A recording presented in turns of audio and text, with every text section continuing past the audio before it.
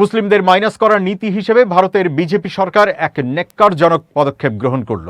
কূটনৈতিক ক্ষেত্রে এক যুগান্তকারী পরিবর্তনের সাক্ষী হতে চলেছে নয়াদিল্লি। 1948 সালে স্বাধীনতার পর থেকে চলে আসা এক দীর্ঘস্থায়ী প্রথার অবসান ঘটিয়ে সৌদি আরবে ভারতের পরবর্তী রাষ্ট্রদূত হিসেবে নিযুক্ত হলেন 1998 ব্যাচের IFS কর্মকর্তা বিপুল।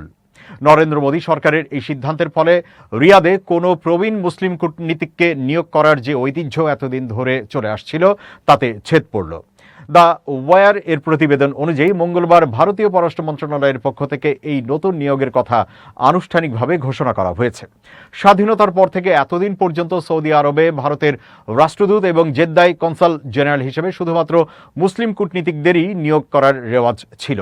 এর পেছনে একটি বিশেষ কারণও ছিল। প্রতি বছর হাজার হাজার ভারতীয় পুণ্যার্থী ইসলাম ধর্মের পবিত্র শহরগুলোতে হজ করতে যান, আর সেই হজ প্রক্রিয়ার সুষ্ঠু পরিচালনার ক্ষেত্রে দূতাবাসের এই ভূমিকাটি অত্যন্ত গুরুত্বপূর্ণ বলে বিবেচিত হতো।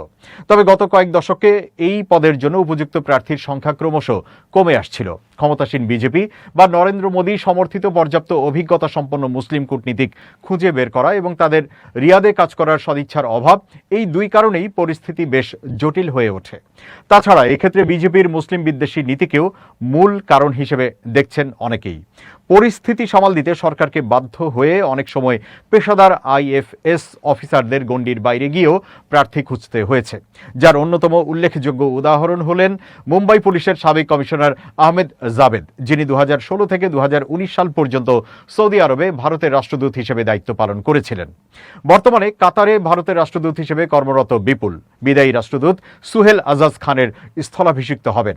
সুহেল আজাজ খান নিজেও 1998 ব্যাচের একজন IFS কর্মকর্তা এবং আরবি ভাষায় অত্যন্ত পারদর্শী। উপসাগরীয় অঞ্চলের সাথে তার দীর্ঘদিনের সুসম্পর্ক রয়েছে। তিনি পররাষ্ট্র মন্ত্রণালয়ের উপসাগরীয় বিভাগের যুগ্ম সচিব এবং দুবাইতে ভারতের কনসাল জেনারেল হিসেবে অত্যন্ত দক্ষতার সাথে কাজ করেছেন।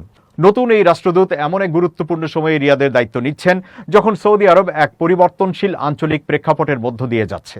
ইরানের সাথে যুদ্ধের উত্তেজনা এবং আঞ্চলিক নিরাপত্তার বিষয়ে নানা প্রশ্নের পাশাপাশি সাম্প্রতিক বছরগুলোতে রিয়াদ অর্থনৈতিক ও কূটনৈতিকভাবে প্রভাব বিস্তারের ক্ষেত্রে সংযুক্ত আরব আমিরাতের সাথে এক প্রতিযোগিতায় অবতীর্ণ হয়েছে। সংযুক্ত আরব আমিরাত উপসাগরীয় অঞ্চলে ভারতের অন্যতম ঘনিষ্ঠ মিত্র। তবে এই সমস্ত ভূ রাজনৈতিক সমীকরণের মাঝেও ভারতের জ্বালানি নিরাপত্তা, বাণিজ্য, বিপুল বিনিয়োগ এবং সর্বোপরি সৌদি আরবে বসবাসকারী প্রবাসী ভারতীয়দের কল্যাণের ক্ষেত্রে রিয়াদ এখনও ভারতের এক অন্যতম প্রধান সহযোগী হিসেবেই নিজের মজবুত স্থান ধরে রেখেছে।